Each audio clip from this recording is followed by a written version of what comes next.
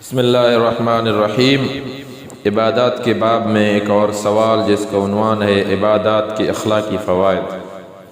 اس میں ایک سائل مولانا مودودی رحمۃ اللہ علیہ سے پوچھتا ہے کہ خطبات میں عبادات کے مقاصد کے تذکرے پر یہ اعتراض اٹھایا گیا ہے کہ آپ نے صرف ان کے دینی فوائد کا تذکرہ کیا ہے اور انہی کو اہم بتایا ہے، عبادات کے اخروی فوائد کا یا تو ذکر ہی نہیں کیا یا اگر کیا بھی ہے تو ثانوی درجے کی حیثیت سے۔ اس کے جواب میں بھی ہم اپنے علم کے مطابق وضاحت کی کوشش کرتے رہتے ہیں مگر معترضین ہمارے جواب سے مطمئن نہیں۔ بہرحال ان مسائل میں کتابوں کے اصل مصنف کی تصریحات کا مطالبہ عام طور پر کیا جاتا ہے اور ہم بھی یہی رائے رکھتے ہیں کہ خود آپ کی توضیح زیادہ مفید ہوگی، بلکہ ضرورت اس بات کی ہے کہ ان کتابوں کی عبارتوں میں ضروری ترمیم کر دی جائے۔ آخر میں یہ خوشخبری بھی عرض خدمت ہے کہ اندھی مخالفت کا یہ طوفان جتنا زور پکڑ رہا ہے، ہماری دینی دعوت بھی اس کے ساتھ روز بروز بڑھتی جا رہی ہے۔ آپ ہمارے لیے خدا تعالیٰ سے دعا فرمائیے۔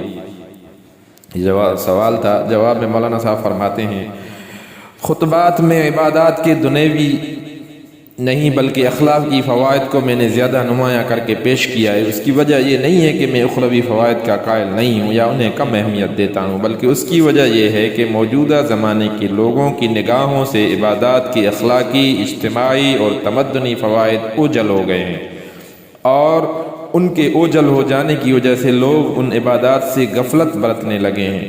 اس لیے میں نے ان پہلوؤں کو زیادہ نمایاں کیا ہے۔ نمایاں وہی چیز کی جاتی ہے جو مخفی ہو یا جس سے عموماً لوگ غافل ہوں، نہ کہ وہ چیز جس سے پہلے ہی لوگ واقف ہوں۔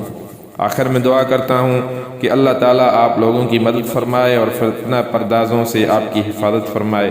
نبی مکرم صلی اللہ علیہ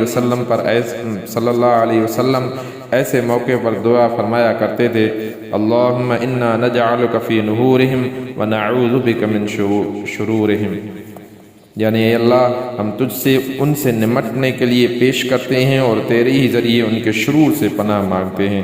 سنن ابی داؤد کتاب تفریح ابواب الوتر باب ما یقول الرجل اذا خاف قوما، حدیث نمبر 1537۔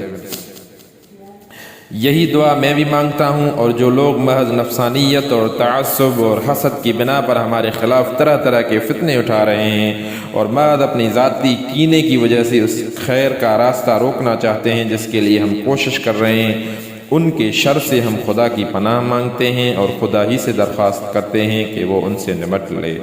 ترجمان القرآن، مارچ تا مئی 1951۔